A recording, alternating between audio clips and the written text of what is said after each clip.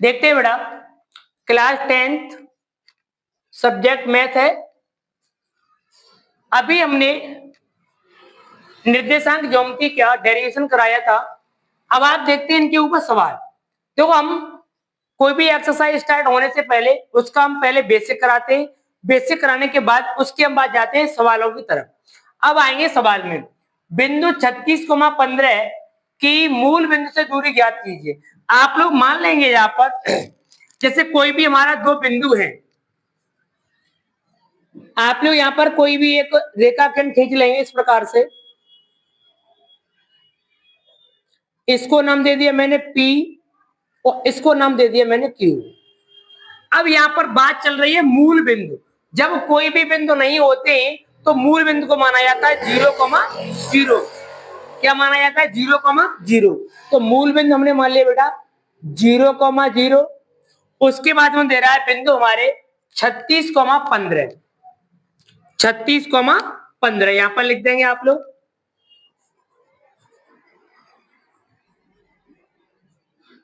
अब इन दोनों बिंदुओं के बीच की दूरी आपको निकालनी है, तो हम कैसे निकालेंगे? ध्यान देंगे, यहां पर लिखेंगे बिंदु P के निर्देशांक।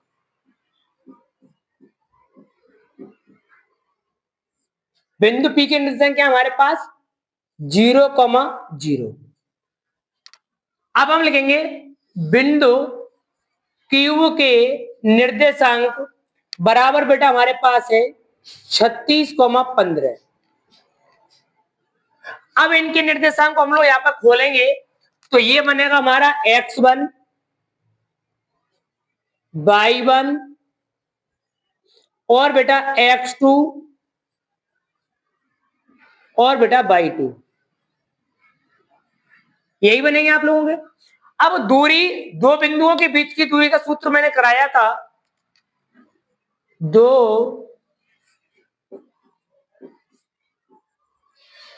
बिंदुओं के बीच की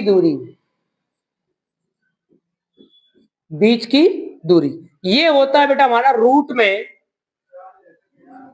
x2 माइनस x1 का वर्ग प्लस y2 माइनस y1 का वर्ग। ये होता है हमारा सूत्र। अब आप इसके अकॉर्डिंग यहां पर खोलेंगे, लिख दिया हमने, तो पी क्यूब बराबर रूट में निर्देशांक क्या है हमारे पास? 36,15। अच्छा, यहां पर 36 है, ये 36 का वर्ग, 36 माइनस 0 का वर्ग प्लस 15 माइनस 0 का वर्ग। 36 का वर्ग होता है 1296, 15 का वर्ग होता है 225। वर्ग तो आप लोगों को कम से कम 40 तक याद होने चाहिए। कितना हुआ? 1।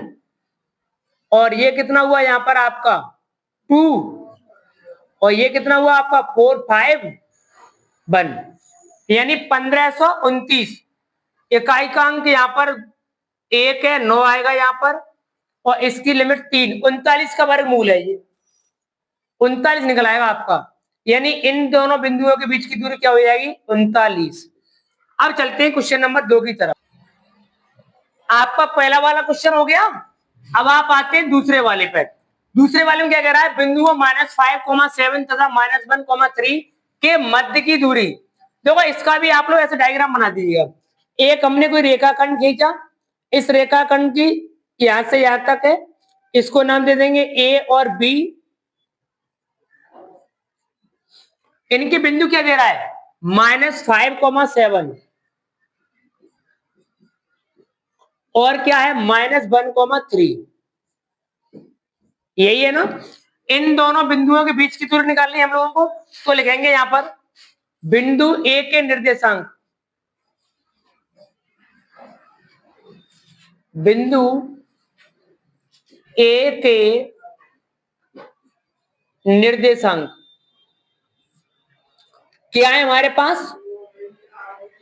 -5,7। बिंदु बी के निर्देशांक क्या है हमारे पास -1,3। दो बिंदुओं के बीच की दूरी, दो बिंदुओं के बीच की दूरी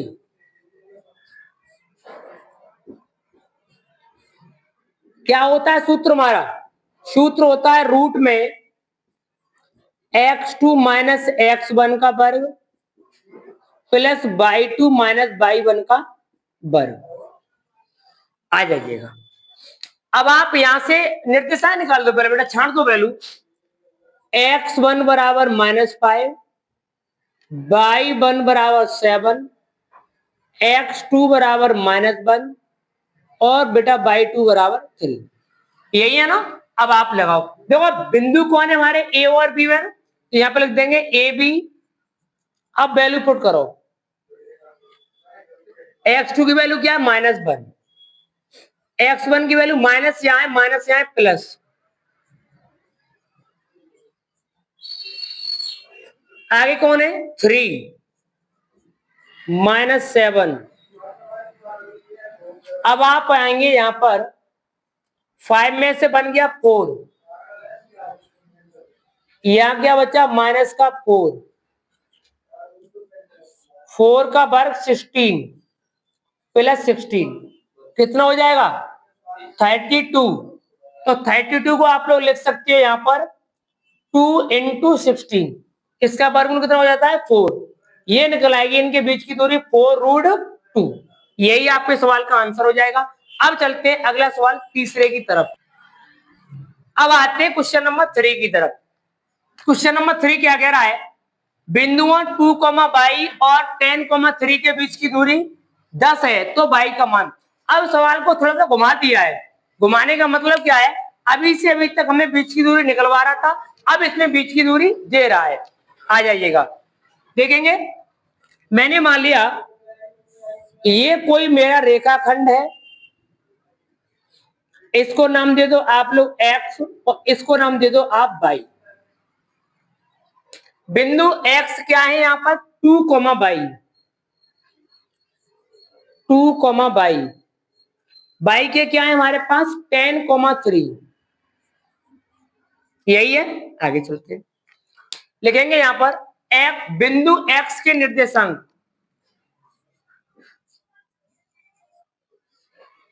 बिंदु x के निर्देशांक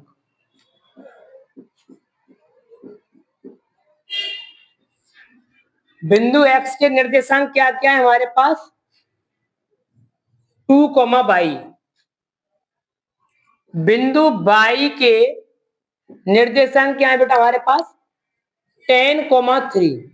अब इसमें एक बात बोल दी है कि इन दोनों बिंदुओं के बीच की दूरी कितनी है हमारे पास 10 है, तो हमें y का मान निकालना है। अब आप यहां पर क्या करेंगे, तो लिखेंगे दो बिंदुओं के बीच की दूरी, दो बिंदुओं के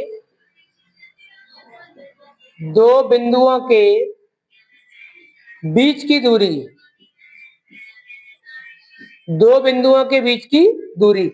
बिंदु कौन है हमारे पास, तो लिखेंगे x2 माइनस x1 का वर्ग y2 माइनस y1 का वर्ग।